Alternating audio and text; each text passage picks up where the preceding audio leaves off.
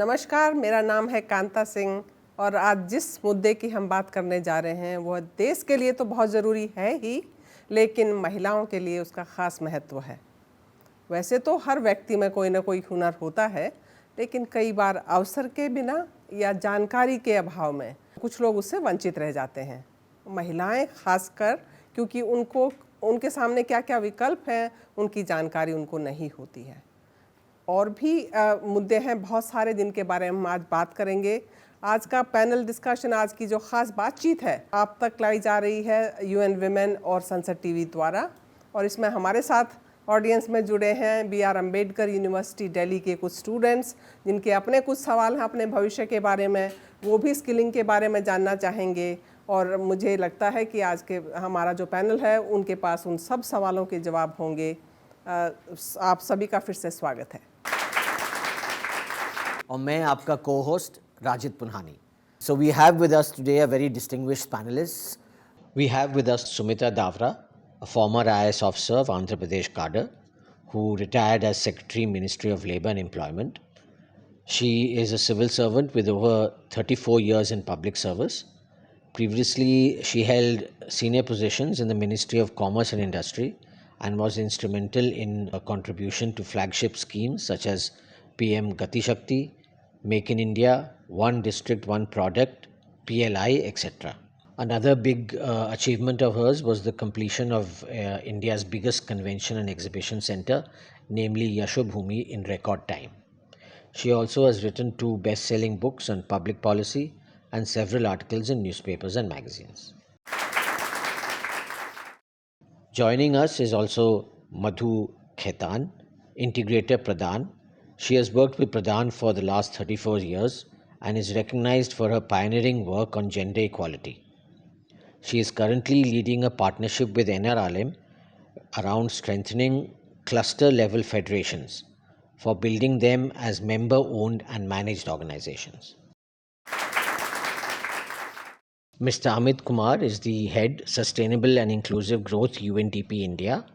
He has over 27 years of experience in leadership, policy and capacity building and has worked with national and international organizations to advance sustainable economic development.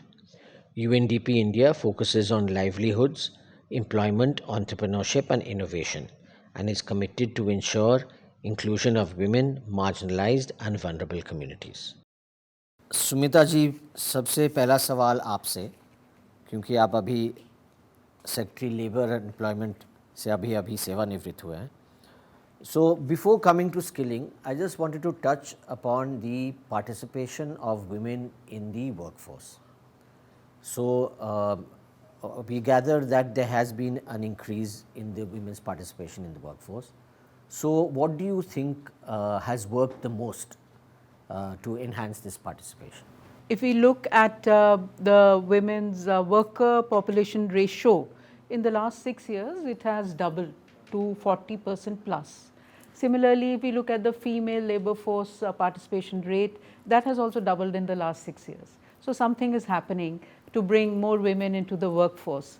And when we look at the sectoral representation of women, we do see agriculture as a big employer. In the sense we have women predominantly working in agriculture, but we also see them coming very dominantly employed in healthcare, in education, in IT, in the financial tech sector, in manufacturing. And if we see the small manufacturing enterprises, about 60% of them have female proprietorship. So this is a very good change, and we see women coming out. Even the representation of educated women in the workforce has gone up. And in the last 6 years, we see about 40% of the postgraduate women are in the workforce, and more than 24-25% of women who've done higher secondary are in the workforce. Why is this change happening? It has to do with a couple of factors. One is, of course, the policy and regulatory reform measures which have come in place, and the network of skilling centers, the women ITIs, and the education policy itself gives a lot of importance to gender equity. Then, of course, the socio-economic change, the thinking has changed. Women want to be independent, they want to feel empowered. Families are also encouraging them. Then there have been amendments like the Maternity Act amendment, which allows 26 weeks of paid leave, then the creche facility. So, there are a number of factors. So, I believe that all these factors have been very conducive towards bringing more and more women into the workforce. Amit, before we come to skilling, just general women's participation in the workforce. On an international level, where do we stand, and what are the best practices that could be adopted? So where do we stand? I think what Sumita ji said is true. That's in the last 4 or 5 years, as far as women's female labor force participation is concerned, we have come from 29-30 to close to 40 plus. So that's good. And of course, maybe we can discuss more in deep dive into that. But still, India has a long way to go. Even if we start comparing India benchmark of female labor force participation rate और जो बाकी देशों में क्या हो रहा है, अगर हम अपने आसपास इवन साउथ एशिया में देखें, बांग्लादेश है और दूसरी कंट्रीज़ हैं, वहाँ से अभी भी हमारा जो है फीमेल लेबर फोर्स पार्टिसिपेशन हम उस लेवल तक नहीं पहुँचे हैं. सो डेफिनेटली हमने प्रगति की है जहाँ तक महिलाओं की भागीदारी है आर्थिक गतिविधियों में, चाहे वो एंटरप्रेन्योरशिप हो, चाहे वो एम्प्लॉयमेंट हो, और काफ़ी अच्छी प्रोग्रेस पिछले 10-15 साल में, और स्पेसिफिकली डेटा पॉइंट से देखें तो 5 साल में हुआ है. बट अभी हमें एक लंबा रास्ता तय करना है, क्योंकि अगर हम किसी भी देश में और अगर हम अपने आप में भी देखें तो 50% अगर हमारा जो पार्ट है नेशन का, अगर उसका फुल यूटिलाइजेशन नहीं हो रहा है, तो डेफिनेटली जो हमारा विकसित भारत का लक्ष्य है उसको हमें सफलता पाने में ज़्यादा वक्त लगेगा. जहाँ तक बेस्ट प्रैक्टिसेस की बात है, कुछ चीज़ें ऑलरेडी इंडिया पॉलिसी की तरफ से भी, जैसे अगर हम देखें कि पिछले जो skill India as a mission की तरफ से जैसे सरकार की तरफ से शुरुआत की गई, वो एक बहुत ही अच्छा प्रयास था, क्योंकि स्किल गैप एक मेजर कंस्ट्रेंट था जो कि महिलाओं को और इन जनरल युवाओं के लिए था, बट महिलाओं की उसकी समस्याएं ज़्यादा थी. जहाँ तक जैसे क्रेच सुविधाओं की बात है, तो पॉलिसी, इनेबलिंग पॉलिसी, क्योंकि महिलाओं की जब हम बात करते हैं तो हमें 4-5 की मुद्दों पे ध्यान देना पड़ेगा कि इट्स स्किलिंग इंपॉर्टेंट चीज़ है, क्रिटिकल स्टेप है, बट स्किलिंग के अलावा आपको जो इनेबलिंग कंडीशंस हैं, सेफ्टी कंसर्न्स होती हैं, मोबिलिटी है, आपकी अनपेड केयर वर्क, क्योंकि हम टाइम पॉवर्टी की बात करते हैं कि हम सब जानते हैं कि इंडिया में महिलाएं जो हैं लगभग 3 से 3.5 टाइम्स मेन के मुकाबले ज़्यादा काम करती हैं. तो हम कैसे इस तरह के प्रयास करें, इस तरह के इन्वायरमेंट बनाएं, इस तरह की फैसिलिटीज़ दें ताकि महिलाओं की टाइम पॉवर्टी रिड्यूस हो, उनके पास वक्त हो कि अगर वो कुछ नया कौशल सीखना चाहती हैं तो उसके लिए किसी संस्थान में जाके वो कर सके. अगर वो ऑलरेडी एजुकेटेड हैं, ट्रेंड हैं, then she can search for the job. If she is already doing a part-time job because of those kind of concerns, then she can work for more hours. So I think as far as the international benchmarking की बात करें तो बहुत सारी चीज़ें हैं जो हम कर सकते हैं. For example, and again, अगर मैं पॉलिसी और इम्प्लीमेंटेशन के बीच में जो हमारा टाइम अभी भी पूरी तरह से जो गैप है उसको हम कैसे ब्रिज कर पाएँ. जैसे अप्रेंटिसशिप एक टूल है, काफ़ी अच्छा टूल है. इंडिया ऑलरेडी 2016 से नैप्स को प्रमोट करने की हम कोशिश कर रहे हैं, अगर हम मिनिस्ट्री ऑफ स्किल डेवलपमेंट की बात करें, और इसी तरह के अप्रेंटिसशिप के प्रोग्राम मिनिस्ट्री ऑफ एजुकेशन से हैं और भी स्टेट गवर्नमेंट भी उसको कर रही है. बट इसमें हम इंडस्ट्री की भागीदारी पूरी तरह से, जब हम स्किलिंग की बात करते हैं या इकोनॉमी की बात करते हैं महिलाओं के लिए, ये केवल सरकार के पॉलिसी और सरकार के प्रोग्राम से हम जहाँ पहुँचना चाहते हैं वो संभव नहीं है. तो हम इंडस्ट्री को कैसे इसमें एक इक्वल एक्टर पार्टिसिपेंट्स बनाएं, वो एक बहुत ज़रूरी है. मैं यहाँ पे अभी अपनी बात ख़त्म करूँगा, फिर आगे आएंगे. मधु जी, आपका क्या एक्सपीरियंस है? जैसे सुमिता जी ने कहा कि now more and more women are coming in, are becoming entrepreneurs also. So what is your experience?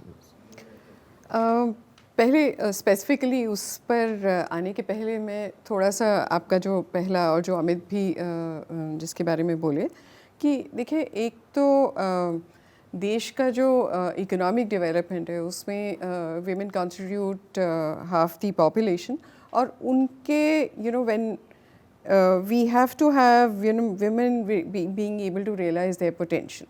So it's not as if the women aren't participating in economic activities even now, I think there's a problem of measurement also, because we do see very strongly, and I come from an NGO and we work very closely with communities, and we see that women do more than 70% of the farming operations are performed by women. So I think it's also a problem of the way we measure women's participation in labor force currently, where women imagine their work to be an extension of the household, and that's why they do not really perceive themselves as workers, whereas they are actually economic actors. When it comes to their realization of their economic potential, then it's a more complex problem of norms, capacities and ecosystem enablers. And that's really, it'll take a while to get solved, and it's also a problem of chicken and egg. So which comes, whether the demand comes first or the supply comes first. Sumita ma'am, मैं फिर से एक बार आपके पास आना चाहूँगी, और आपका तो बहुत एक्सपीरियंस है डिफरेंट गवर्नमेंट डिपार्टमेंट्स में भी काम करते हुए, और ख़ासकर जो लास्ट लेबर एम्प्लॉयमेंट में आपने काम किया, वहाँ आपके पास रियल डेटा भी है और चैलेंजेस की जानकारी भी है। आपको क्या लगता है कि जेंडर रिस्पॉन्सिव बजटिंग जो है, पैसा जो कोई भी स्कीम ले आइए, जब तक पैसा नहीं है उसके लिए, तो उसको स्कीम को ठीक से इम्प्लीमेंट नहीं किया जा सकता है। आपको ये लगता है क्या कि सिर्फ एलोकेशंस बढ़ा देने से या जेंडर रिस्पॉन्सिव बजटिंग कर देने से समस्या का समाधान होगा, या कुछ और भी मेजर्स हमको लेने पड़ेंगे ताकि महिलाओं के जो कुछ स्ट्रक्चरल बैरियर्स हैं उनको एड्रेस करने में सरकार और बाकी के भी जितने भी स्टेक होल्डर्स हैं वो थोड़ी सफलता पा पाएँ? आज का जो हम डिस्कशन कर रहे हैं वो उसका जो मेन मुद्दा है वो है कि हम ज़्यादा विमेन को वर्कफोर्स में कैसे लाएं ताकि हमारा जीडीपी बढ़े, और एक जो अनटैप्ड पोटेंशियल है विमेन वर्कफोर्स का उसको हम मेन स्ट्रीम कैसे करें। तो उसमें वर्ल्ड बैंक की भी स्टडीज़ हैं, और हम देखते हैं कि hundreds of billions of dollars का एडिशन जीडीपी में हो सकता है अगर और महिलाएं वर्कफोर्स में आएँ।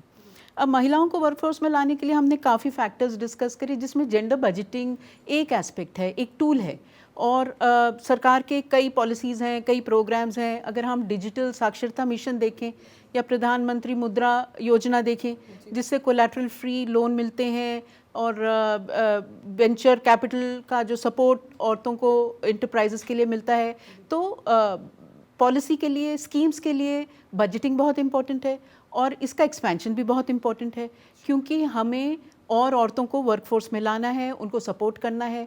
अब हमको हमारी कई योजनाएं तो चल रही हैं, जैसे एजुकेशन है, नया जो हमारी एजुकेशन पॉलिसी है उसके अंदर अलग से जेंडर बजटिंग का वो तो एक्सपेंशन है स्कीम का, बट जेंडर बजटिंग और एक जो कॉन्शियसनेस है हर मंत्रालय में और हर स्टेट के डिपार्टमेंट में कि हमें जेंडर बजटिंग करके विमेन को वर्कफोर्स में लाना है, उतना उनको हमने केपेबल बनाना है। चाहे स्किलिंग दें हम, चाहे हम उनको कुछ स्पेशल डिजिटल ट्रेनिंग दें या मार्केटिंग में हेल्प करें, तो इस तरह से बहुत इम्पॉर्टेंट है। लेकिन सोच बहुत इम्पॉर्टेंट है।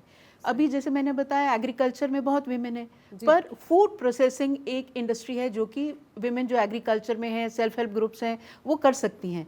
तो उनको कैसे हम फूड प्रोसेसिंग में ला सकें, मार्केटिंग में ला सकें, लॉजिस्टिक्स की सप्लाई चेन्स में ला सकें, जैसे वेयर हाउसिंग है, कोल्ड चेन की सप्लाई चेन्स हैं। तो इस सब बहुत ज़रूरी है कि ये सब इकट्ठा चले, तो वो सिर्फ जेंडर बजटिंग एक साइलो बन के ना रहे, और विमेन को एम्पावर करना भी एक साइलो बन के ना रहे। जी मधु, मैं आपके पास आना चाहूँगी।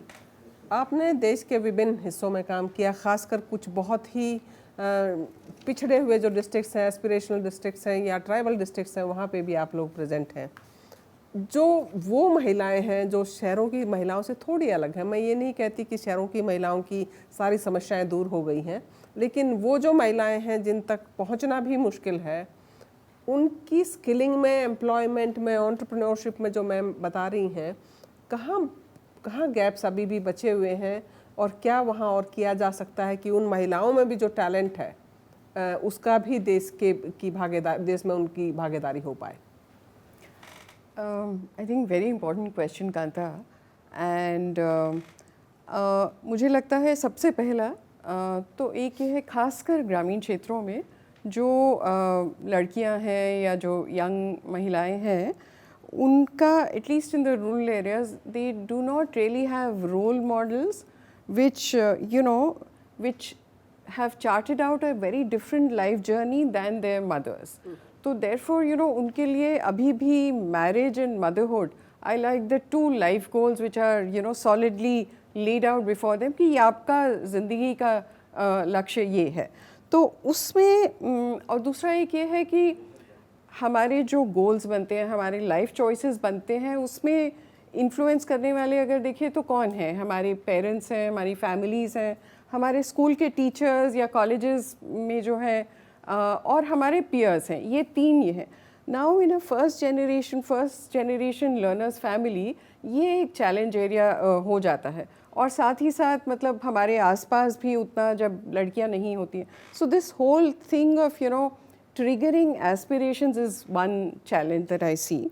The second challenge that I see is कि अभी तक भी हमारा India has done quite a lot in reforming its education system, but I think because our country is so large, there is there's still the kind of translation of the education curriculum into what is actually required by the industry to to meet their requirements. There is a huge disconnect. So our education pedagogy tends to be more theoretical, not focus as much on soft skills, not focus as much on building practical skills, whereas so therefore you see the effects of that in terms of large unemployment gap and employability gap. So that's the second thing.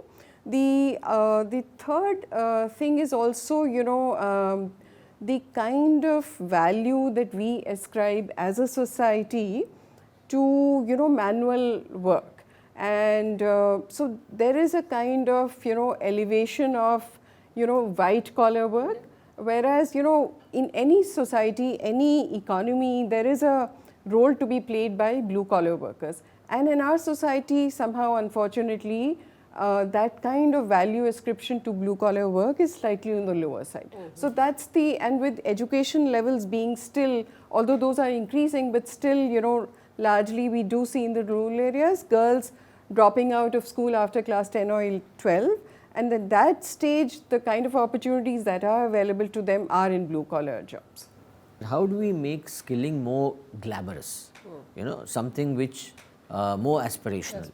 That so that a girl, when she passes out of 10th or 12th, she wants to go to, do skilling. I think before making glamorous, I think first a question which I would or maybe I would just take one step back. I think the first is how do we make skilling more effective first, before we aim to make it more glamorous.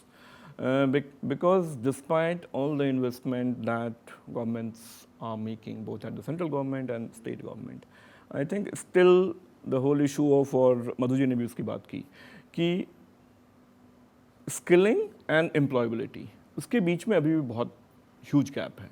अगर हम जो data sources हैं different, अगर education और TVET को हम एक साथ मिला दें तो there different report talks about कि हमारी 40-45% यूथ ही केवल एम्प्लॉयबल फाउंड करती है इंडस्ट्री. स्किलिंग में वो परसेंटेज अभी भी हम 25 के आसपास प्लस माइनस हॉवर कर रहे हैं. तो सबसे पहला आई थिंक अनग्लैमरस पे ऑफ कोर्स एस्पिरेशनल एक अलग मुद्दा है, उस पर मैं आऊँगा, बट सबसे पहले आई थिंक हमें प्रयास ये करना पड़ेगा कि हम जो हमारी एग्जिस्टिंग स्किलिंग है हम उसको कैसे इफेक्टिव बनाएं. और अगर हम महिलाओं के संदर्भ में देखें तो आई थिंक एक तो ये है कि स्किलिंग इन जनरल जो है हमारा, कि हमारी स्किल प्लानिंग कैसे demand driven and kind of aligned with the industries current and future needs.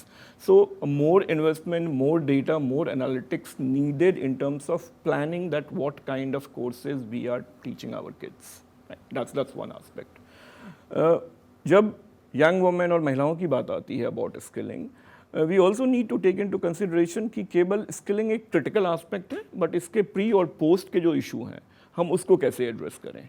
कि कोई भी वही कोर्स ज्वाइन करें जिसमें कि उसकी एस्पिरेशन हो, जिसमें कि कोई उसका इंटरेस्ट हो। तो इन्फॉर्मेशन, गाइडेंस, काउंसलिंग, और हमने देखा है अपने कामों में हम सब ने कि जब हम उस मुद्दे को टैकल करते हैं, जब हम जो यूथ हैं या जो महिलाएं हैं, यंग वुमेन हैं, जब हम उनको with proper information, guidance and counselling के साथ, पूरी की पूरी जानकारी के साथ जब वो डिसीजन लेती हैं कि मुझे ये कोर्स करना है, तो उसका एक तो interest, attrition from the training and skilling of that is less, she completes it, but also when she joins the workforce, she remains in the workforce.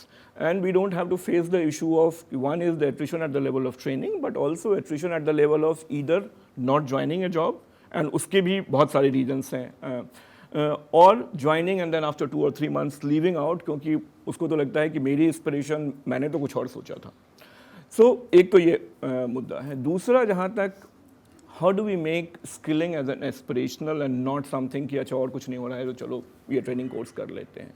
Of course, we have to focus both on the demand and supply side. I have talked a bit on the supply side, क्योंकि अगर हम अपने skilling programme को industry के need और industry के, अगर उसकी एम्प्लॉयबिलिटी क्वेश्चन बढ़ेगी, अगर उसमें if the skilling programs are leading to a good quality, well-paying jobs, then definitely that's one level of making it more glamorous, right? If it is kind of giving me 2 times or 3 times of more income after doing a course, then that's also an aspirational value. But second aspect is ki, how do we create jobs which are kind of allowing that kind of a transition from education to skills. So इस तरह के job roles जो कि society की तरफ से, and specifically महिलाओं के संदर्भ में, हमने कुछ साल तक, पहले तक काफ़ी सारे सेक्टर्स जॉब को स्टीरियोटाइप कर रखा था कि महिलाएं ये कर सकती हैं, ये नहीं कर सकती हैं। बट अगर हम डेटा देखें, and of course agriculture and health is definitely completely driven by women, उसके अपने इशू हैं, but even in sectors, emerging sectors like if you look into that aviations and others, so that's where women are increasingly participating. So on the supply side, we need to create more jobs. Glamorizations का अगर जहाँ तक सवाल है, तो एक मधु जी ने जो बात कही थी, मैं उसको दोबारा लाऊंगा कि that is a more of a societal kind of things, right? Societal things, but also skilling में कि हम केवल एक जॉब रोल्स केवल एंट्री लेवल के लिए ना तैयार करें, कि हम कैसे एक करियर प्रोग्रेशन पाथवे तैयार करते हैं कि आज अगर मैं एंट्री लेवल जॉब में हूँ, but it allows me to either, या तो मैं अपने स्किल्स बढ़ा के आगे बढ़ सकूँ, या इंडस्ट्री में वो पाथवे हमने क्रिएट किया हुआ है। तो आई थिंक 2-3 तरीके हैं जिसके around working with the society on kind of making skilling, and with NEP and all the discourse that's government is doing, I think today there is that I can say much greater acceptability, specifically in the tier 1 and tier 2 towns, when the kids are choosing that's okay, they don't want to go for higher study, they want to do something in the skilling. I can see just in my 10-15 years of even interacting with my kids and others, so that acceptability is happening, and that is happening because government is increasingly taking that discourse with Skill India, with NEP and all those kind of things coming. But we need to kind of continue that conversation, and we need to take these conversations to the tier 1, tier 2, tier 3 things. We need to engage with the parents and communities, specifically when it comes to girls. क्योंकि अगर हम data की बात करें, अभी भी almost, I think I was reading somewhere, close to 80% women, and those who are working, they said कि उनको परमिशन चाहिए किसी न किसी से in the family, चाहे वो father हो, husband हो, brother हो. So that kind of that's how do we make women work acceptable. So that would be my other take. So, Sumita, what has your experience been, and where do you see the future of work? देखिए, अभी ऐसा है कि ये बहुत एक multi layered aspect है कि विमेन कहाँ काम कर रही हैं और उनकी क्या लेबर मोबिलिटी है, उनको क्या स्किल्स चाहिए, डिपेंड करता है कि वो कौन से इकोनॉमिक लेवल से आ रही हैं या कौन से बैकग्राउंड से आ रही हैं. But there is a lot of encouraging news which is there. For example, 43% of the STEM sector has women. So this is one of the highest in the world. तो इंडिया में 43% women है STEM sector में इस वक्त. मंगलयान में हमने women scientists देखी, हमारी women pilots, we have women pilots which is about 10 to 13% higher than the global average. So these are not women who will seek permission from their family because they've got the kind of jobs which will take care of their safety and certain aspects of their mobility and housing, well-paid jobs. but there will also be another segment which will be looking for jobs near their house because of certain socio-economic factors. वहाँ पर एक बहुत ही अच्छा intervention है जो कि skill ministry और labour ministry ने इकट्ठे करा है. There is a national career service portal where you see about 20 lakh vacancies every day, and the SID, that is the Skill India Digital Hub, has also been converged with NCS, with the National Career Service Portal. So if you're looking for a job and you find a skill deficit, you can go to SID and apply for the skilling and get yourself upskilled, reskilled. And then you can also see, we are trying to bring in Gati Shakti aspect and see if people can find jobs within a 15-kilometer radius or a 30-kilometer radius. So, and that's where probably we also need better outreach. Would these women go into smart manufacturing in the nearby areas? Would they go into some financial sector or IT sector? That all will have to be seen. I visited a hub, a textile and apparel hub in Bhubaneswar, and it employs only women. There were 5,000 girls, all young girls employed in that apparel making unit, and all the garments were going abroad. So those girls, they are all 12th pass, some graduates. They were planning, the trend was they'll work there for 3 years, then they'll go to Tirupur and they will get married there.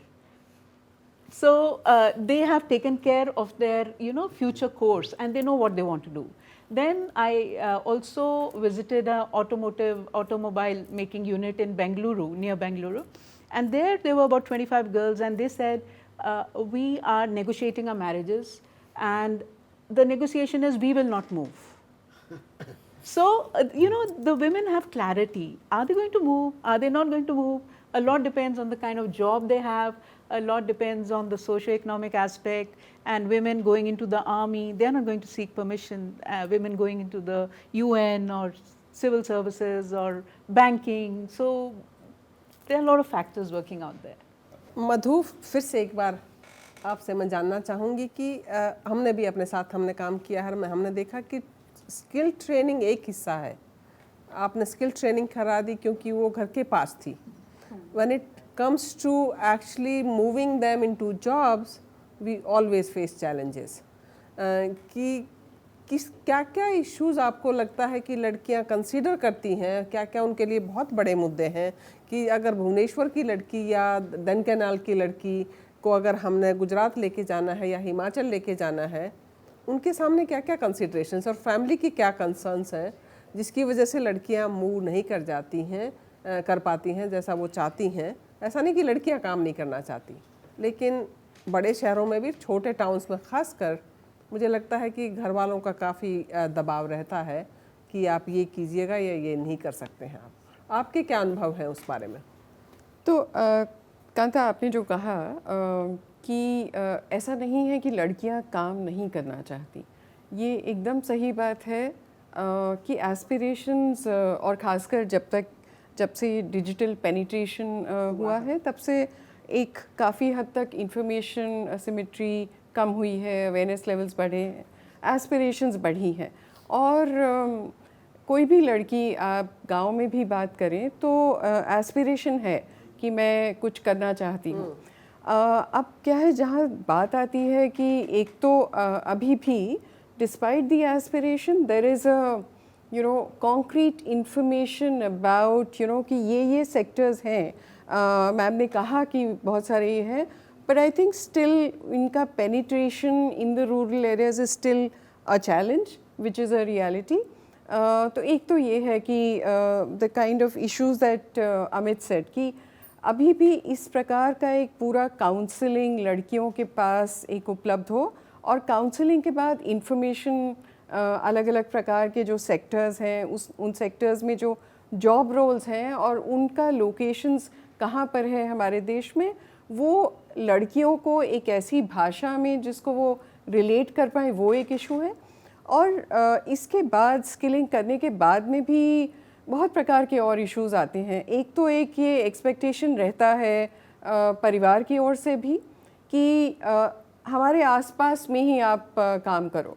उसके बहुत सारे कारण हैं. एक तो safety security तो रहता ही है, दूसरा उसके पीछे एक इकोनॉमिक इम्पेरेटिव भी है कि अगर आप दूसरी जगह में जाएंगे, the opportunity cost of your time that you were able to and the you know and the incomes that you were earning, it has to be much more than what you were able to, you know, the cost of migration. And somehow this equation has not really been very attractive for the girls to move out from a remote rural area to an urban geography, और उसके बाद में सब खर्चे वगैरह काट करके जितना वो सेविंग्स कर पाती हैं, that is probably not as much of an attractive proposition. And where there are enablers, for example in the apparel industry, you see that, you know, accommodation or housing in-house in the apparel sector is now part of the model. आपने सही कहा मधु, हमने हमारे अनुभव में भी यही देखा है कि there is safety in numbers. जिस भी सेक्टर में ज़्यादा महिलाएं हैं मैम, वहाँ का ट्रेंड बन जाता है कि वहाँ और लड़कियाँ जाती हैं, क्योंकि वहाँ एक सेफ स्पेस इकट्ठा हो जाता है। वहाँ का इकोसिस्टम जिसको बोलते हैं वो लड़कियों के तरफ थोड़ा सा अलाइन होने लग जाता है, इसलिए और लड़कियाँ उस सेक्टर में जाती हैं। स्किलिंग में, पर्टिकुलरली अपैरल सेक्टर में वही है, दवाइयाँ बनाने में, बद्दी वगैरह में आप जाइएगा बहुत लड़कियाँ हैं। अमित, मुझे आपसे एक बात पूछना था कि स्किलिंग ठीक है from a human development perspective, कि स्किलिंग का एक डायरेक्ट इम्पैक्ट लड़कियों की ज़िंदगी में पड़ता है उनकी इकोनॉमिक एम्पावरमेंट से, कि उनके पास पैसा आने लग जाता है, उनकी थोड़ा सा जेब जैसे कहते हैं कि थोड़ी सी खुल जाती है। लेकिन इसका ओवरऑल उनकी ज़िंदगियों में जो एम्पावरमेंट एंगल है ह्यूमन डेवलपमेंट के अलावा, क्या आपकी समझ में और किया जाना चाहिए कि उनकी चॉइस बढ़े, उसकी एजेंसी बढ़े लड़की की, वो नेगोशिएट कर पाए, जो मैम बात कर रही हैं कि मुझे शादी नहीं करनी है अभी, मुझे अभी काम करना है। क्या और किया जाना चाहिए आपके अनुभव के हिसाब से? Thank you Kanta. I think कुछ बातों पे हमने ऑलरेडी बात की है, जो मधु जी ने कहा, जो सुमिता जी ने कहा। आई थिंक एक चीज़ हमें और भी समझने की ज़रूरत है, क्योंकि हम बार बार इस चीज़ की बात कर रहे हैं कि जिस सेक्टर्स में ज़्यादा वुमेन हैं उसमें और महिलाएं जाती हैं क्योंकि एक सेफ स्पेस, सही बात है वो। बट एक जो चीज़ हमें, और हमने इस पे हल्के से इस बात पे पहले बात की है कि महिलाएं अभी भी जिस सेक्टर में प्रीडोमिनेंटली हैं, बट वो कहाँ पे हैं। और सुमिता जी ने इस बात को शुरू किया था कि मोस्टली अभी भी it's lower end of the skilling value chain हम जिसकी बात करते हैं, कि जो मार्केट फेसिंग रोल है, जो जैसे आप ग्लैमरस की जब उस टाइम में बात कर रहे थे कि हम जो डेमोन्स्ट्रेशन मॉडल है कि लीडरशिप और मैनेजरियल रोल में कैसे हम इस तरह के प्रयास करें कि केवल एंट्री लेवल जॉब्स में ही महिलाएं ना हो, उनके लिए एक प्रॉपर पाथवे हम क्रिएट करने में सक्सेसफुल हों। सो वो एक इम्पॉर्टेंट है, and that works at multiple level when you are talking about creating a demo effect, creating a role model which inspires other, because a role model which is relatable, कि if someone who is coming from the same socio-economic context, मेरे गांव से कोई अगर ये course करके आज किसी बड़े शहर में या इवन अच्छी नौकरी में है अगर उसी शहर में, और अच्छे से केवल अपना ख्याल नहीं रख रही है बट परिवार को भी सपोर्ट कर रही है या जो भी है चीज़, so that really inspire and aspire. जहाँ तक ह्यूमन डेवलपमेंट एंगल की बात है, I think we need to look into the whole life cycle approach, and I said that before, I would repeat that point, कि अगर हमें skilling को इस हिसाब से देखना है कि ये केवल एक मात्र इस चीज़ का जरिया नहीं है कि कैसे महिलाओं को हम वर्कफोर्स में लाएं, बट कैसे हम महिलाओं को डिसेंट और गुड क्वालिटी जॉब में लाएं, दैट्स वन पार्ट। बट केवल लाएं ही नहीं, हम उनको रिटेन कर पाएँ, हम उनको अट्रैक्ट, मतलब ऐसा नहीं हो कि वो 6 महीने साल भर में किसी भी वजह से छोड़ दे, या अगर 6 महीने में नहीं छोड़ रही हैं तो when she let's say decides to get married, she is married and now because of the again the child care things that she has to leave out. So how do you create that whole enabling kind of the whole infrastructure which is socio infrastructure but also the hard infrastructure. अगर आप hostels की बात, yes, in certain sectors now, even from the government scheme point of view, dormitories provisions जो पहले की cluster development programme में नहीं थे, आज वो मैंडेटरी हो गए हैं, गवर्नमेंट अप्रूव कर रही हैं, चाहे वो ऑटो पार्क हो या टेक्सटाइल पार्क हो। So basically there is a recognition that's you need to kind of go beyond the skilling, you need to work at all the level from pre to post placement support, which you started with, even a kind of things, but also kind of understand the realities in which we are, where women are, even when we're talking about okay, we are on a great path, and I would like to end my this answer with just giving a one very good, interesting, which I read a few days ago, which really confirms that yes, we are on the right path. We are moving pretty well, but a lot need to be done when you're really talking about that skilling, just not becoming one thing so that she start earning some 15,000, 20,000, 25,000 or 10,000 job, but it's really a kind of stepping stone for her to be truly the change agent and she leads what is that kind of behind our back to contribute to that. 2 दिन पहले मैं पढ़ रहा था कि पिछले 2 साल में, पता नहीं मैंने पहले बोला है तो मैं भूल गया हूँ, कि पिछले 2 साल में IT डिपार्टमेंट जो पैन इशू कर रहा है, राइट, 2 फाइनेंशियल ईयर की बात कर रहा हूँ, महिलाओं की संख्या पुरुषों से पिछले 2 साल में लगातार ज़्यादा हो रही है. So that clearly tells us, because ITR is not about any social benefit कि वहाँ महिलाएं ज़्यादा रजिस्टर कर रही है. पैन आप बनवाते हो बिकॉज कि आप इनकम टैक्स फाइल करना चाहते हो फॉर वन रीज़न और अदर.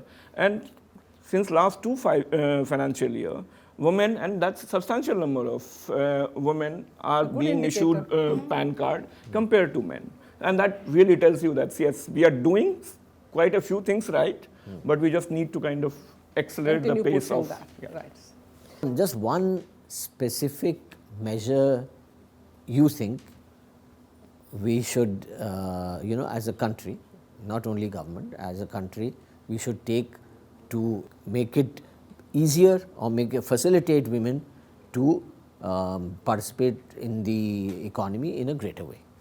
देखिए, it's very difficult to pinpoint one intervention because this is a multi-dimensional, thing, and well, I would say that we've been discussing how to bring about an ecosystem, for example, in manufacturing, which enables women to feel safe. For example, what comes to my mind is this, again, textile park near Visakhapatnam, which employs 22,000 women at one place. And it's an SCZ, and they send buses to bring the women from neighboring villages. The security guards are women, and they feel, and they are getting skill there, they are producing and they are earning. So these kind of interventions which make them feel safe and creates the ecosystem for them to become, for a more gender inclusive workforce. Amit. मुश्किल है. If wish we had that magic wand, but let me take my shot. एक तो नहीं, मैं 2 चीज़ कहना चाहूँगा with your permission. सबसे पहला तो अगेन कि हम कैसे भी करके इंडस्ट्री को कैसे इक्वल, ऑफ कोर्स पॉलिसीज़ हैं, बट कहीं ना कहीं हम उस पजल को सॉल्व फुल्ली नहीं कर पा रहे हैं. और स्पेसिफिकली जब हम इंडस्ट्री की बात करते हैं, स्मॉल और medium, who is creating the employment in large number, how do we really make them an equal partner into this skilling and ecosystem? That would be my one. And second, increased investment into the creating social infrastructure, which is specifically whether you're looking for the childcare, whether it's the dormitories and those kind of hostels, working women's hostels and all those. So I'll pick these 2 as. And public transport. Yeah, transport, of course. So, Mazaji. So let me be slightly provocative. I would say bring in a legislation which makes it mandatory for women to work at least for 2-3 years or some economic activity, whether it's an enterprise or before she gets married, at least for 2 to 3 years. Otherwise, no. So that, and once women get the taste of Earning then money. then she'll be able to determine her life journey in a very different manner. So this is, but I would say in a more serious note, because I know this is not possible, I would think invest in longer term quality vocational training, longer term courses. These 3-month courses are, there's a limit to how much you can, these can really make a difference in terms of skilling. So I would say longer term quality industry partnered skill training infrastructure, which has close ties with industry and where the jobs are. So really industry partnered. I would just like to contribute a very important point. Women drop out of the workforce because of childcare, and we also see studies telling us that childcare is one reason why they don't enter the workforce. So that's where the creche facilities, which have already been made mandatory for, where there are 50 employees and more, this should be scaled up. Right. उसकी enforcement भी I think वो एक बहुत सही चीज़ आपने कहा है, but उसको हम कैसे कर पाएँ, कैसे कॉमन क्रेच फैसिलिटी स्मॉल और मीडियम बिजनेस के लिए बना पाएँ। आई थिंक आप तीनों ने एक ही बात कही। I think this will require more investment. वो विद्या बालन जी कहती है ना, एंटरटेनमेंट एंटरटेनमेंट एंटरटेनमेंट, वैसे ही to get women into work force and help them stay there, we need more investment and more investment. हम इसी के साथ हम जाना चाहेंगे हमारी यंगर ऑडियंस के पास, जो काम करने के लिए तैयार हैं अभी, अगले कुछ ही सालों में वो वर्कफोर्स में चले जाएंगे, और उनके अपने लेवल के सवाल हैं जो हो सकता है उनको जवाब ना मिला हो। तो मैं एक एक करके मैं चाहूँगी कि आप लोग अपने सवाल पूछें। मेरा नाम किशन आनंदम है। मेरा क्वेश्चन सुमिता मैम से है। ग्रामीण भारत में बहुत सारी महिलाएं खेती बाड़ी में बहुत इंटरेस्टेड रहती हैं और बहुत अच्छे खेती बाड़ी करती हैं, उनके अंदर बहुत अच्छा स्किल भी रहता है। तो मुझे जानना है कि मैम सरकार का उसको लेकर क्या रहता है, कि अगर वो और भी स्कीम्स को अवेल करना चाहें तो कैसे कर सकती हैं, या सरकार कैसे और उन्हें हेल्प कर सकता है उस स्कूल को और बेहतर करने में। मैम वैसे तो मैम महिलाओं को एम्पावर करना बहुत चैलेंजेस रहता है मैम, क्योंकि मैंने खुद देखा है कि जो फैमिली चैलेंजेस हैं, क्योंकि उनके फैमिली ही बहुत उनको रिस्ट्रिक्ट करके रहते हैं, तो एजुकेशन लेना हो या कोई स्किल प्रोग्राम में जाना हो, उन्हें बहुत मुश्किल सामना करना पड़ता है। तो मुझे ये जानना है कि मैम सरकार को क्या लगता है, क्या चैलेंजेस हैं जो कि सरकार फेस करता है कि नहीं हमें और मुश्किल का सामना करना पड़ता है एक वीमेन को एम्पावर करने में। देखिए, ग्रामीण महिलाओं की बात हो रही है तो वो एग्रीकल्चर में काम कर खेती बाड़ी जो करती हैं, बहुत बड़ा कंट्रीब्यूशन करती हैं फूड ग्रेन को, और जो इंडिया में इतना हिस्टोरिक फूड ग्रेन प्रोडक्शन रहता है हर साल, तो उसमें महिलाओं का बहुत योगदान है। अब एक इसमें हमने मेजरमेंट की भी बात करी थी कि women as contributing members to the farm, उनको एक रिकग्निशन मिलनी चाहिए एज एन एम्प्लॉयड पर्सन, तो उस पर सरकार काम कर रही है मॉस्पी के साथ, तो वो एक एस्पेक्ट है। दूसरा, इनको और कैसे सहूलियत मिले ताकि ये कुछ और बिजनेसेस कर सकें। हम देखते हैं कि सेल्फ एम्प्लॉयमेंट का एक ट्रेंड, अपवर्ड ट्रेंड है हमारी वर्कफोर्स में, पर्टिकुलरली विमेन में भी। तो इनके लिए सरकार ने कई तरह के लोन्स शुरू करे हैं, कई तरह की स्किलिंग कार्यक्रम शुरू करे हैं। वो स्किलिंग कार्यक्रम डिस्ट्रिक्ट लेवल पर भी होते हैं, रीजनल लेवल पर भी होते हैं। सेल्फ हेल्प ग्रुप्स का एक बहुत बड़ा बैकबोन है ग्रामीण महिलाओं के लिए। उसमें वो अपने ग्रुप्स बनाती हैं और किसी एक माइक्रो एंटरप्राइज को लेकर, एक तो सेविंग्स का, थ्रिफ्ट का रहता है, और उसमें आपस में लोन्स लेती हैं, स्मॉल लोन्स, और सेकंड साइकिल ऑफ थ्रिफ्ट के अंदर वो कुछ माइक्रो एंटरप्राइज करती हैं, बिजनेस बढ़ाती हैं। तो इस तरह की कई चीज़ें हैं। और अगर हम सोच की बात कहें तो जैसे फूड प्रोसेसिंग की मैंने बात करी, एग्रीकल्चर के साथ बहुत क्लोजली अलाइंड है फूड प्रोसेसिंग। टमाटोज़ हैं, उसकी प्यूरी, उसकी टमाटो सॉस, इस तरह की माइक्रो एंटरप्राइजेज़ हमारे यहाँ, जैसे हमने लोन्स की भी बात की, प्रधानमंत्री मुद्रा योजना है, कई तरह के लोन्स बैंक से मिलते हैं। तो इस तरह की अगर हम इसको अलाइन कर सकें स्किलिंग के साथ, एग्रीकल्चर में जो औरतें हैं उनके लिए, या वेयर हाउसिंग में, पैकेजिंग में, इस तरह की लॉजिस्टिक्स, कोल्ड सप्लाई चेन में, एप्पल्स हैं, ऑरेंजेस हैं, पाइनएप्पल्स हैं। नॉर्थ ईस्ट के अंदर हम देखते हैं turmeric women self help groups उगाती हैं और अब्रॉड भी बेचती हैं। तो ये सबको कैसे हम एक अच्छी दिशा दे सकें और स्केल अप कर सकें, तो इसी तरह से हम विमेन को रूरल एरिया में हेल्प कर सकते हैं। और आप कहते हैं सरकार के लिए सबसे बड़ी प्रॉब्लम क्या है, मैं समझती प्रॉब्लम नहीं है, it's just a drive and it's a constant endeavour which you have to do with the community and other stake holders.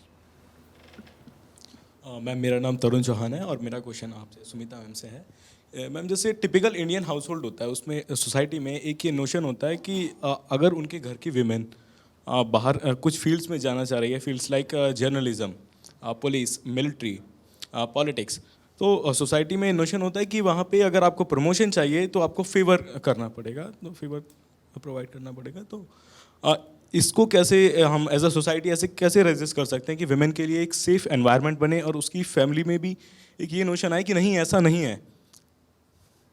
इसमें दो चीज़ें हैं। एक तो है कि कम्युनिकेशन होना चाहिए, क्योंकि जैसे आप कह रहे हैं इसको कैसे हम काउंटर करें इस तरह के प्रेजुडिस को, तो वो करना बहुत ज़रूरी है, जिससे सभी का ये काम है सोसाइटी में, जर्नलिस्ट का भी काम है और बाकी पॉलिटिकल लोगों का भी काम है कि इस तरह की हम अच्छी कम्युनिकेशन, सही कम्युनिकेशन एक कम्युनिटी में रखें जहाँ पर इस तरह के हम एटीट्यूड्स देखें।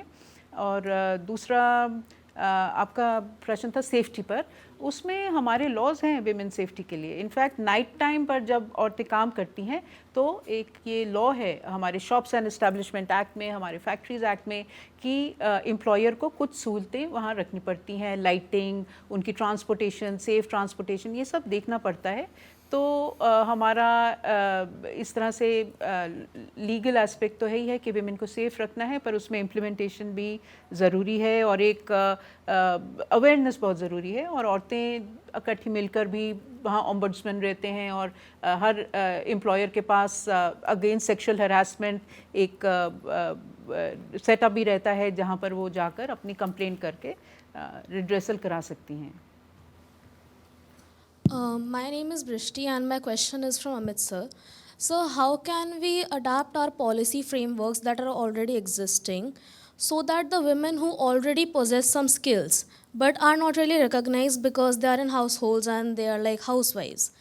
So how can we help them to incubate their skills so that they can earn money from them and make their own name in the society and have a stand for themselves in skills that are really informal and are not considered in the formal sector?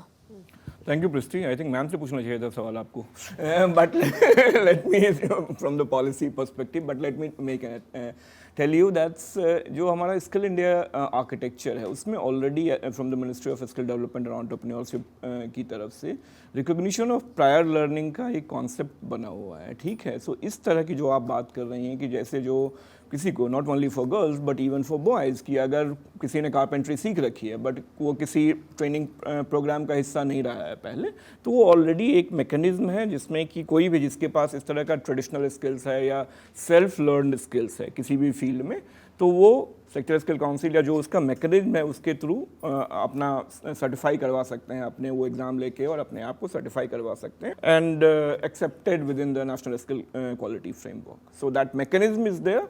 यही है कि सबको उसके बारे में पता नहीं है, उस पर उतना मतलब अवेयरनेस और पब्लिसिटी और उसकी जो इम्प्लीमेंटेशन मैकेनिज्म है उसको थोड़ा हमें इम्प्रूव करने की ज़रूरत है, बट ब्रॉडली वो already as a part of the policy tools does exist.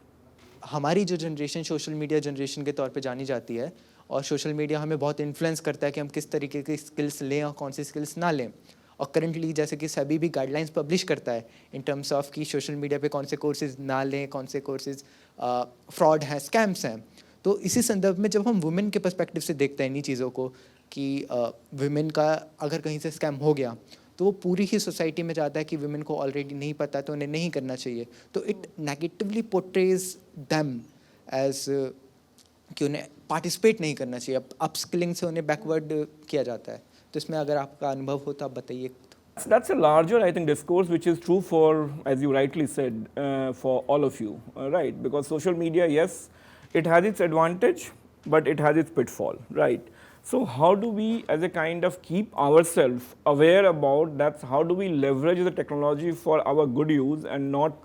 So it's more about information, awareness, kind of talking to kind of your friends, family itself. That's and not getting into a kind of what you call. And I have a almost 17-year-old son, so that's I could relate to this question much better.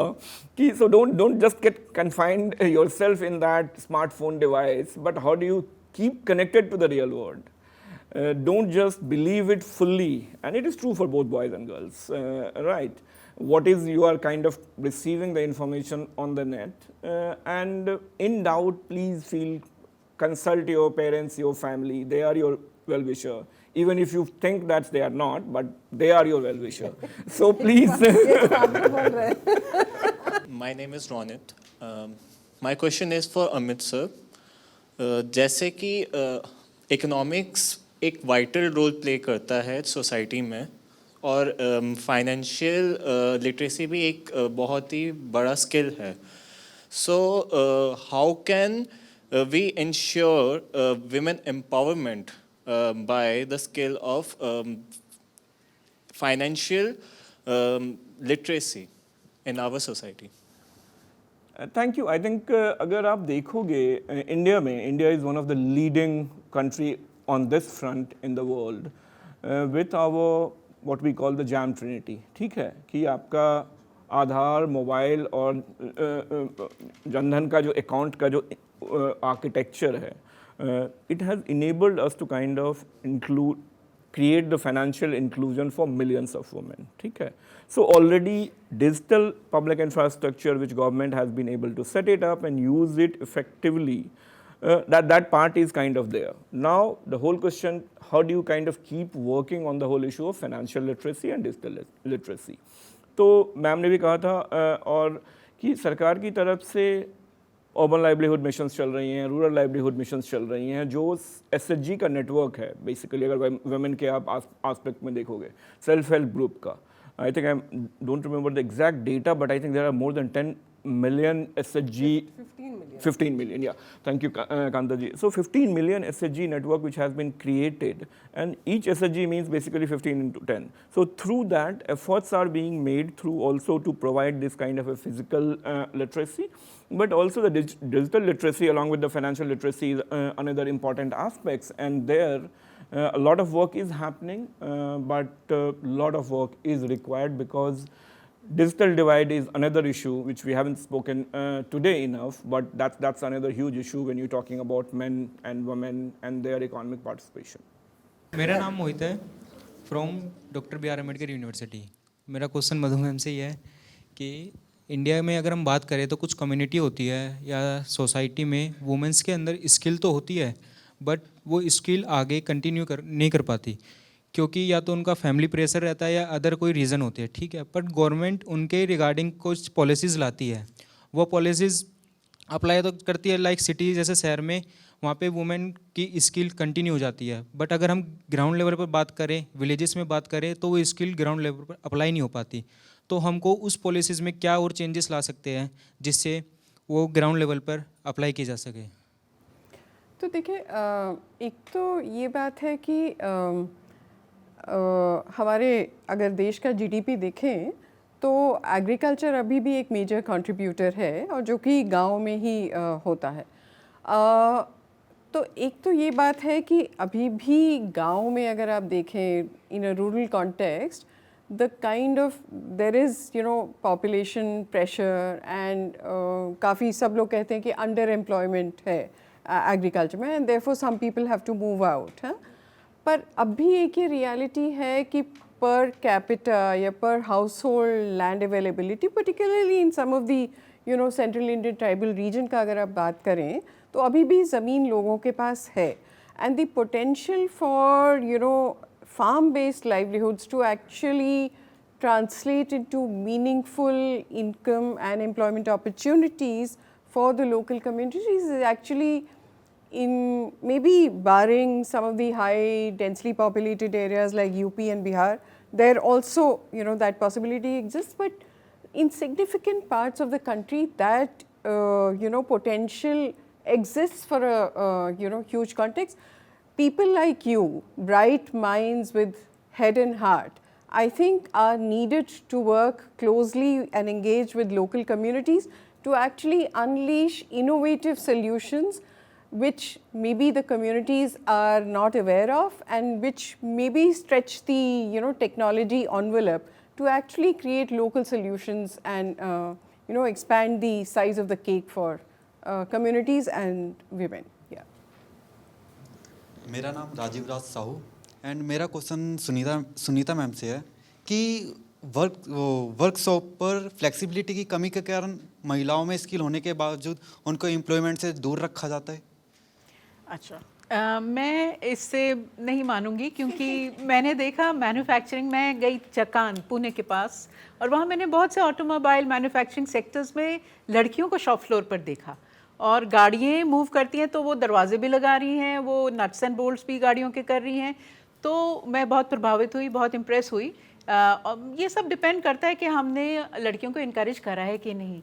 तो ये सिर्फ सरकार का ही काम नहीं है, ये तो होल ऑफ सोसाइटी का विषय है, और प्राइवेट सेक्टर भी उनको कितना इनकरेज कर रहा है, उनको ले रहा है लोकल एरिया से। तो वो मैंने देखा, अच्छे एग्जाम्पल्स तो हैं, just a matter of scaling them up. My name is Zishan, and my question is from Madhu ma'am. That we see that India suffers from a very low factor productivity. So how can we increase it? And additionally, what might be the multiplier effect we are looking at if all the unrecognized pool of women labor is included? Taking the second question first, देखिए हम तो दोनों तरफ काम करते हैं. हम अभी जब से ये स्किलिंग एंड एम्प्लॉयमेंट में काम करना शुरू किए तो एम्प्लॉयर्स के साथ भी काम करते हैं और कम्युनिटीज़ के साथ करते ही हैं. I think the problem definitely is also of ki maybe we are not producing enough jobs. That is also there, but you know the problem is also that it's not only of jobs, it's also that you know the industry needs something and people or seeking employment are looking for different things. So I think there is that kind of a matchmaking or alignment of aspirations and opportunities is one thing. So if that were to also happen to a significant extent, this problem maybe not completely, but could be addressed to some extent, is what I would say, having worked with both sides. The other thing which you said, factors of production. So again, I have a lot of belief that we are still which I responded in a slightly earlier question also. We have, we have so much of, the kind of solar potential and therefore, potential for renewable energy, land as a factor of production and water as a factor of production. Putting all these together, as a country, we've done quite a lot in terms of the green revolution, etc., and the white revolution. But I think there's still, miles to be done, and science and technology working together with communities in a spirit of co-creation and, brainstorming and innovation can actually work wonders, and we're seeing several shining examples of that across the country. नमस्कार, मेरा सवाल Sunita ma'am से है. तो जैसा अभी present time में देखा जाता है कि 12th के बाद जब करियर चॉइसिंग का ऑप्शन आता है तो गर्ल्स को ज़्यादातर बोला जाता है, आज भी बोला जाता है कि उन्हें ज़्यादातर टीचिंग लाइन में जाना चाहिए, जैसे कि लॉ या फिर पुलिस में उनको नहीं जाना चाहिए, ऐसा जैसे कि मुझे भी बोला गया था. तो इसके लिए मतलब क्या, इसको किस तरीके से सुधारा जा सकता है? काफ़ी डिपेंड करता है एजुकेशन पर, अपने सोशो इकोनॉमिक बैकग्राउंड पर और अपनी स्किल्स के ऊपर. उसके हिसाब से अगर एक लड़की चाहती है कि वो हेल्थ केयर में जा सकती है, केयर इकोनॉमी में जा सकती है, या रिटेल इंडस्ट्री में जा सकती है, या हॉस्पिटैलिटी में जा सकती है, तो उसमें कोई हर्ज नहीं है. ये सब सेक्टर्स ग्रोइंग सेक्टर्स हैं जहाँ पर वो अच्छा कमा सकती हैं. या अगर कोई लड़की कहती है कि मैं पायलट ही बनूंगी, तो उसको उस तरह के ट्रेनिंग स्कूल्स देखकर, अपनी फैमिली का सपोर्ट लेकर, कम्युनिटी का सपोर्ट लेकर ये करने की तो पूरी आज़ादी है. तो काफ़ी लड़की के ऊपर भी डिपेंड करता है कि वो क्या चाहती है, उसकी अपनी ड्राइव कैसी है और वो कैसे अपने फैमिली को भी कन्विंस कर कर एक रूरल एरिया से भी होते हुए कैसे वो अपनी अपॉर्चुनिटीज़ ले सकती है. नमस्कार, मेरा नाम कृति प्रजापति है. मेरा सवाल मधु मैम से है. मैम, आज के समय में हम देखते हैं कि जापान जैसा जो देश है, जो कि आज एक विकसित अर्थव्यवस्था है, वहाँ पर ओल्ड एज पॉपुलेशन में भी स्किल डेवलपमेंट को ज़्यादा प्रमोट किया जाता है, जिससे कि वहाँ की जो अर्थव्यवस्था है उसको बहुत बड़ा बूम मिलता है. So I would like to ask कि हम इंडियन इकोनॉमी में भी जो ओल्ड एज पॉपुलेशन है उसमें भी कैसे स्किल डेवलपमेंट को प्रमोट कर सकते हैं, जिससे कि इकोनॉमी में जो ओल्ड एज पॉपुलेशन है उसे एक बर्डन के तौर पर ना देखा जाए. मैं कहूँगी कि इसमें ऑफ कोर्स जापान में तो है और वहाँ का एक अलग कॉन्टेक्स्ट है, एक population of a particular profile ज़्यादा है, where senior citizens are more in numbers. But I would say हम तो गांव में भी काम करते हैं, and I see generically also that I think people, so in our work with communities, many of the women and men also that we work with would be in their 50s or even 60s, and I've seen many of them adopt innovations in farming even at that age, which requires a lot of risk taking, requires breaking new boundaries and interacting with new stakeholders, etc. So I don't think it's it really requires it's an inherent, I think all of us have that need. It just requires a nudge or an encouragement for it to blossom fully. And also I see now with the whole digital thing and these various kinds of upskilling kind of opportunities available in the over the virtual medium also. So I think there's a lot of opening up of those kinds of upskilling possibilities in India also. मेरा नाम किशन आनंदम है। Amit sir का मैं बस 2 minute लेना चाहूँगा। Sir मेरा question था कि जब इंटरेस्ट की बात आती है स्किल डेवलपमेंट में, तो बचपन से हम देखते हैं सर कि महिलाओं को, आपकी लड़कियों को हम हाउस होल्ड वर्क में ज़्यादा इंगेज रखते हैं, तो एक इंटरेस्ट वहाँ पे डेवलप हो जाता है उनका। तो जो वो इंटरेस्ट डेवलप हुआ है सर, बाद में जाकर उस लड़की को या उस महिला को इंटरेस्ट अपना डेवलप करना हो सर, तो ये चैलेंजेस आते हैं उनको। तो सर इस इंटरेस्ट से कैसे वो अपना इंटरेस्ट डेवलप करे सर एक बेहतर? Thank you. आई थिंक जो आपका सवाल है उसके 2 या 3 उसको पहलू से हम देख सकते हैं। सबसे पहला तो ये लड़कियों की चॉइस नहीं है कि वो ज़्यादा टाइम डोमेस्टिक या केयर वर्क में इन्वॉल्व करती हैं। That's basically I think our failing as a society और our kind of societal norms. तो that depends on all of us. That's how do we break this societal bias, norms, whatever you want to talk about, and no one from external forces are going to come and do that. So as a, let's say, a man and a boy, it's on all of us. That's how do we start doing our bit? How do we take and share the load, whether it's let's say with your sister, with your mother, how much the contribution you are making in the house to reduce the responsibility or the time she spends on doing unpaid domestic care work. So its onus is on men and boys more than really girls and women. So that's one aspect. Second aspect जहाँ तक है कि जिनको information exposure की बात हम सब ने काफ़ी बार की है इसमें, कि जहाँ तक कि उनकी choices कैसे evolve हों, तो उसके लिए definitely काफ़ी कुछ information gap टेक्नोलॉजी की वजह से ब्रिज हुआ है, बट बहुत सारा काम करने की ज़रूरत है। एंड इवन इट्स गुड, आज की डेट में अगर आप देखेंगे, जब हमारा एक प्रोग्राम बहुत पहले चलता था उस टाइम में कहीं नहीं था, बट आज की डेट में जो ये पूरा का पूरा गाइडेंस एंड काउंसलिंग का, मैम ने NCS की बात की, that is more on the match making, but the guidance and counselling is now integral part of many of the skilling programmes, जहाँ पे कि ये ऑलरेडी इनबिल्ट किया जा रहा है। तो और आई एम श्योर कि धीरे धीरे उसका इम्प्लीमेंटेशन भी ज़्यादा इफेक्टिव होगा, जहाँ पे कि जो यूथ हैं कि किसी भी कोर्स में ज्वाइन करने से पहले ही और शी नोज़ कि इसका क्या ट्रेजेक्ट्री है, इसमें मैं क्या एक्सपेक्ट कर सकती हूँ, and accordingly. So we have to work both level, at individual as a man and boys, at a society, and of course at a system level. So thank you very much to all the panelists and to the young boys and girls here. We had a very interesting and insightful discussion, but this discussion can never end at a particular point of time. It's something which we have to keep on going. So thank you very much. Namaskar.